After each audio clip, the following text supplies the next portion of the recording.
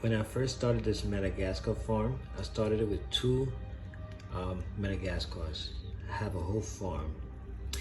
And I had bought some crickets a long time ago.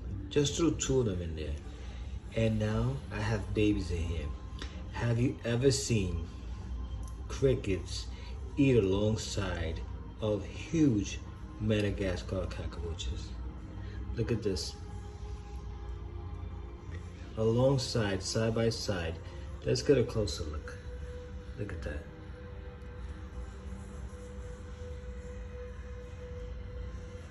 And those Madagascars are definitely tearing it up, as well as the crickets. You see these guys here are doing whatever they're doing. But